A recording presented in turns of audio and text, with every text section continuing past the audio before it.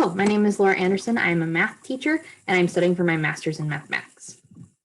The title of my study is The Importance of Pre-Algebra Skills for Success in Algebra 1 Honors. The purpose of my study was to answer the following questions. Do students with lower pre-algebra knowledge still do well in Algebra 1 Honors? And do students with higher pre-algebra knowledge perform better in Algebra 1 Honors than those with lower pre-algebra knowledge? The reason for these questions is that the study of mathematics relies heavily on skills obtained in previous math courses. When students begin high school, they typically begin with Algebra 1 or an equivalent course, and as a result, Algebra 1 is a very important course when determining what math courses a student will be able to attain. Since Algebra 1 is a required course, schools often try to differentiate the many classes by placing them into different tracks, such as remedial, regular, and honors. Students are placed into these tracks using their performance in their middle school courses, but with the growing rise of open enrollment in high schools, students are now deciding for themselves the track in which they will study. This has begun to create some problems for the teachers of these courses and the students that are meant to be in these courses. The tracks were created to limit the diversity of the differentiation needed within classes. However, with students of any level being allowed to sign up for the level of their choosing, students who are not prepared for the course are entering classes with the students who are prepared. This is causing all teachers to have to attempt to differentiate for a wide range of abilities, and some students are not getting the instruction they need. With open enrollment, students are being placed into the course either by teacher recommendation or by student request, and high school teachers are unsure of how the middle school teacher determined that the placement was best, or if the middle school teacher recommended them for the placement at all. High school teachers need to know what skills their students are coming in with in order to properly educate them. With many students leaving middle school not prepared for Algebra 1, the instructors of Algebra 1 need to be aware of how unprepared their students are, especially in math where the subject continuously builds on itself. Many educators have negative opinions in regards to placement tests, even though that could help with this level of diversity in the classroom. Research has shown that placement tests by themselves are not good indicators of success in the course. However, many researchers have found that when used in combination with teacher recommendation and previous grades, placement tests do help. Before we delve into my research, let's look at some important terminology. First, as I said previously, tracking is placing students in remedial, regular, and honors to reduce the amount of differentiation needed. This study specifically will look at the highest track, which is honors. Second, open enrollment is where students can choose to take honors and advanced placement courses regardless of what grades they have received in the past. So in this system, students and parents can decide if the student is able to handle an honors course without input from a teacher.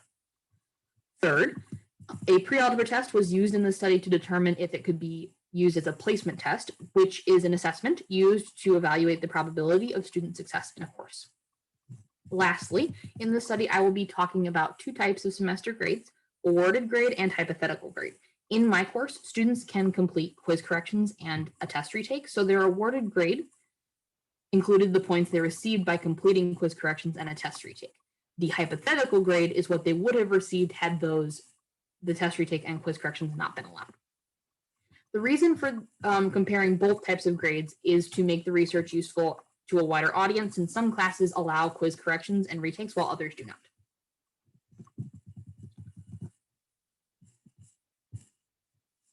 This study was performed using a quantitative within-group experimental design. A quantitative study is defined by Cresswell as an approach for testing objective theories by examining the relationship among variables.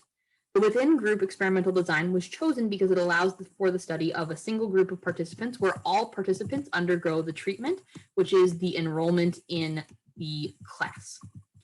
And because it allows for the comparison of each student's scores, the population of 63 students were chosen via convenient sampling due to their enrollment in Algebra 1 Honors. All students who were enrolled in the course were included in the study. The purpose of the study is to determine if a pre-algebra test can be used as a placement test for Algebra 1 Honors. The participants took the pre-algebra test, and the test is also used at the end of their first semester in 8th grade. Since the test is also used by the district as an assessment for their first semester pre-algebra knowledge, it is a valid assessment for the pre-algebra knowledge that will be utilized in Algebra 1 Honors. The pre-algebra test score was compared to hypothetical and awarded semester grades using logistic regression and linear regression. First, we'll look at the logistic regression.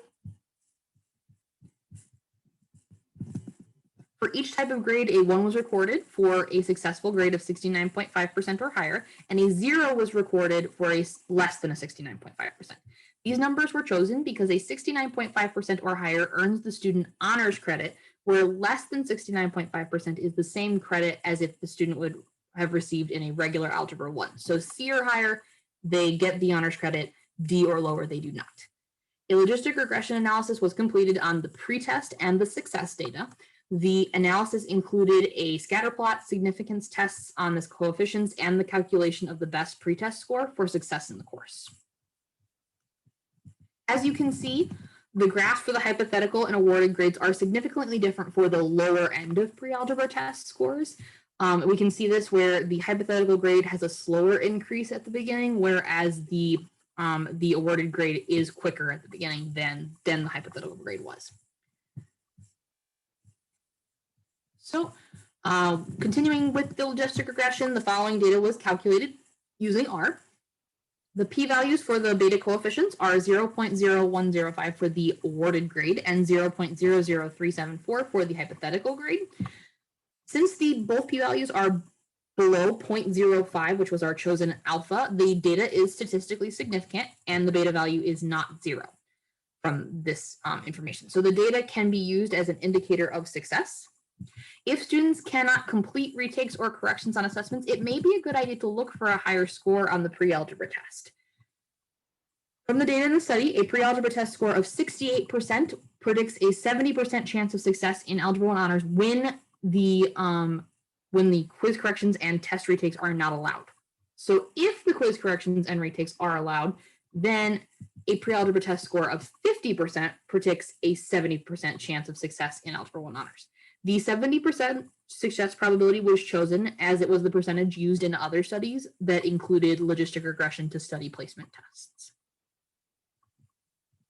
Analysis also included 2 other scatter plots and 2 linear regression tests. So we will look at the scatter plots next. Each scatter plot and regression compared the pretest score to the student's awarded grade and hypothetical grade using the correlation coefficient and the p-value for the correlation coefficient. In the scatter plots, we can see that the plot itself is similar, but the awarded grades are higher than the hypothetical grades as expected, since it includes those quiz corrections and test retake points.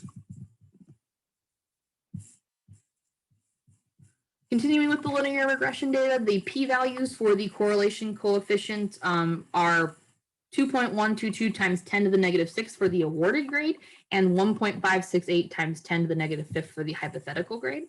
Since both p-values are smaller than the chosen alpha of 0.05, the data is statistically significant. And we know that the correlation is not 0, so it does have a positive correlation.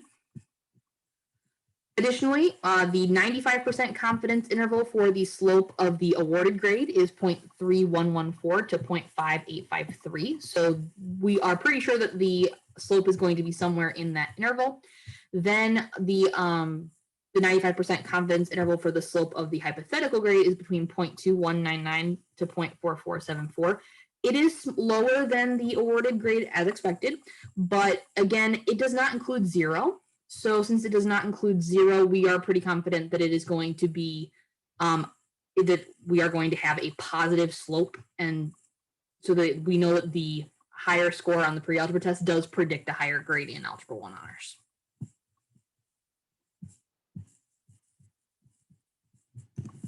So the following can be concluded. A placement test on pre-algebra can help determine whether students are prepared for Algebra 1 at the honors level.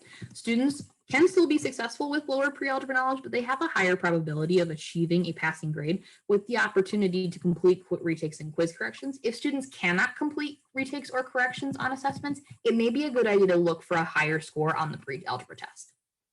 A pre-algebra test does also help predict the level of success in the course.